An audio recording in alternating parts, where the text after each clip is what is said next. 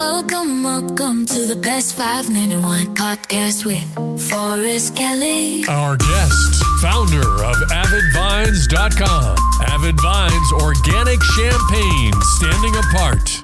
The Best 5 Minute Wine Podcast. David Aferiat, Avid Vines LLC. And we are all about making the rewards merit the routine by specifically importing organic champagne from France, from owner growers, to the U.S. for people who appreciate sharing amazing experiences and celebrating this moment and thriving in the next with no regrets.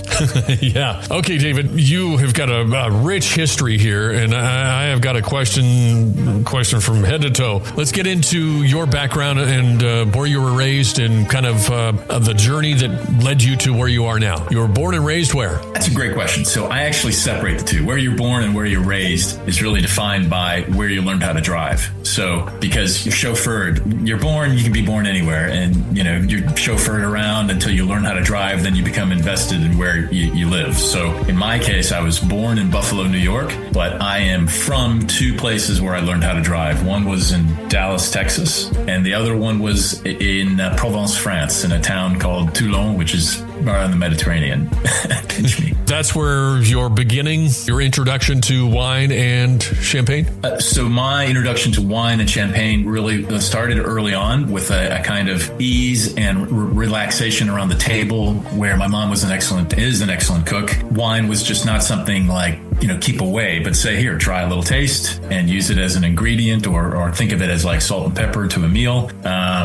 I wouldn't say I was an immediate fan to it, but certainly as I learned how to start driving and I went off to college, I was one of the first ones of my group in my fraternity, for instance, to kind of say, hey, look, everyone would go out like on a midnight run to Taco Bell, and I would save those marbles.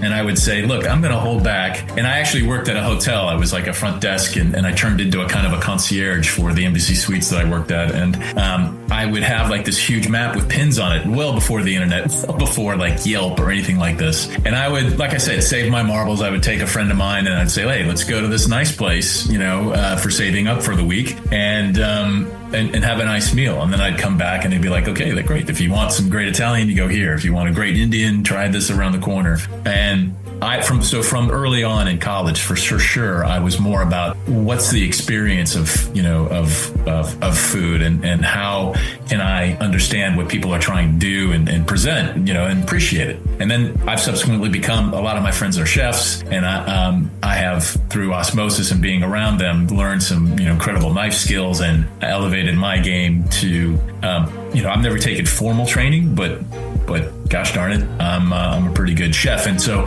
you have to appreciate flavors. That develops your palate. Bringing in, champagne, it's a big endeavor to really get into partnership with the kinds of champagne houses that I find and I meet with.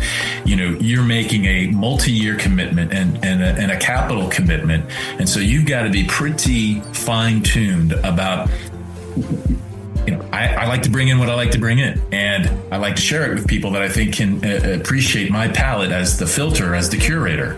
It's like a museum. So, I better be very on point, and I can explain a quick story, about that. But the point, the larger, point is that I've had champagne and wine in my life for a long time, right up until the point where as I started, getting a little bit older, started getting headaches from champagne. And I'm not talking about cava or prosecco.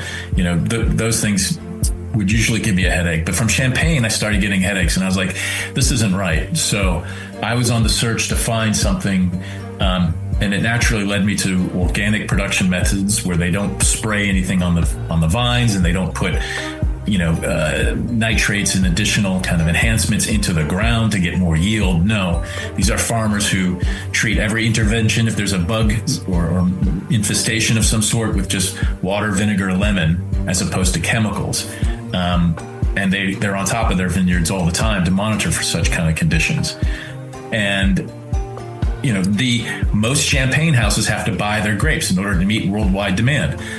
The champagne houses and the growers that I meet with say, look, I'm not going to sell my harvest. I'm going to hold it back, put my name and my family's name on it.